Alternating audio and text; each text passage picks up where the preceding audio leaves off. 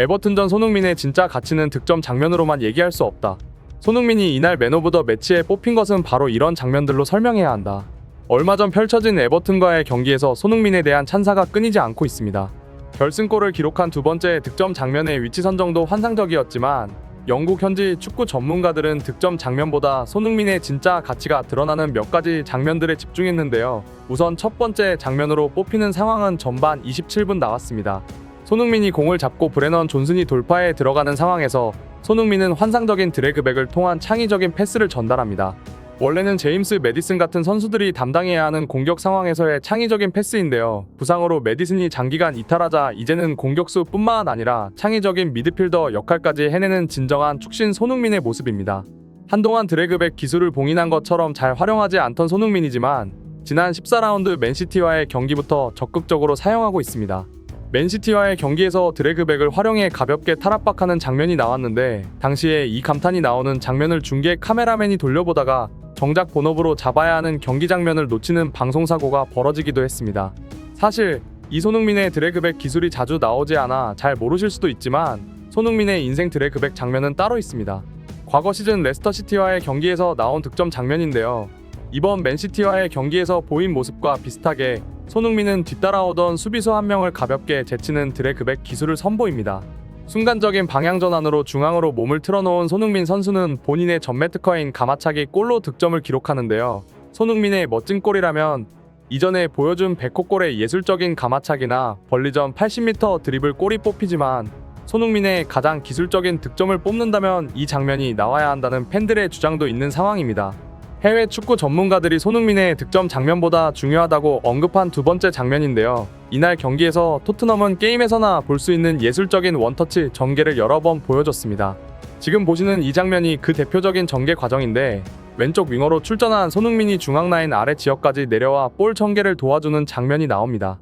화면 밖에 있던 손흥민이 갑자기 나타나 공이 방향을 가볍게 돌려놓으면서 공 전개에 윤활유를 바른 듯이 술술 풀려가는 토트넘인데 이후에 적극적인 스프린트를 통해 공격 지역에서 수적 우위까지 선점할 수 있게 말 그대로 축신의 모습을 보여줍니다.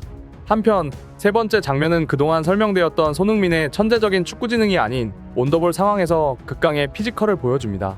사이드에서 공을 전달받은 손흥민은 갑자기 부스터를 쓴 것과 같이 미친 듯한 스피드를 보여주는데 에버튼의 수비수가 따라잡지도 못할 빠른 속도로 가볍게 제치며 크로스를 성공시킵니다. 이처럼 손흥민의 득점 장면도 중요하지만 토트넘의 공격 자체가 제대로 흘러갈 수 있게 윤활유 같은 역할을 하면서 제임스 매디슨이 부상으로 빠진 현재 상황에서 공격형 윙어뿐만 아니라 중앙까지 내려와 미드필더 역할까지 수행해내는 모습에 수많은 현지 축구 전문가들이 감탄하고 있는 것이죠. 또한 손흥민의 득점 장면에서 얼마나 뛰어난 위치 선정을 보여주었는지 알 수 있는데요. 지난 해트트릭을 기록한 벌리전에서 축구 전문가들은 손흥민의 천재적인 공간지각 능력에 집중했었습니다. 과거 벌리전 이 상황에서 매디슨이 손흥민 앞에 뛰어들어가며 수비수들을 끌고 안으로 집어넣고 있는데 손흥민은 이 플레이 상황에서 매디슨으로 인해 넓은 공간이 발생하는 것을 충분히 인식하고 있으며 전력 질주하지 않고 스피드를 조절하며 자신의 앞에 펼쳐질 넓은 공간을 확보해 둡니다.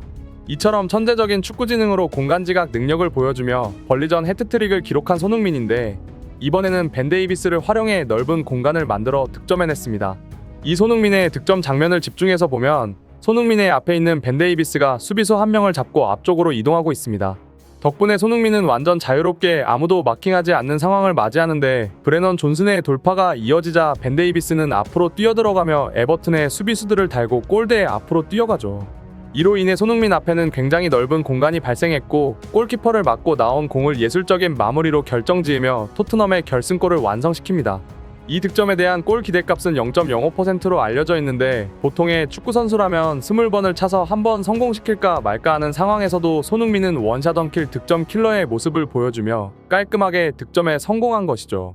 영국의 축구 해설자 제이미 캐러건은 이날 손흥민의 플레이에 찬사를 아끼지 않으며 토트넘에 손흥민이 있다는 것 그 자체가 축복이다. 현재까지 어느 프리미어리그 선수도 손흥민보다 높은 골 결정력을 기록하지 못하고 있으며 절망적인 토트넘 동료들의 패스 실력 상황에서도 손흥민이 존재하기 때문에 리그 4위를 달성할 수 있는 것이다. 손흥민은 살아있는 리빙 레전드 그 자체이며 내가 현역 시절 손흥민을 상대했다면 절망에 빠지고 말았을 것이다. 라며 손흥민에 대한 극찬을 아끼지 않았습니다. 오늘의 소식 이만 마치겠으며 구독과 좋아요는 영상 제작에 큰 힘이 됩니다. 시청해주셔서 감사합니다.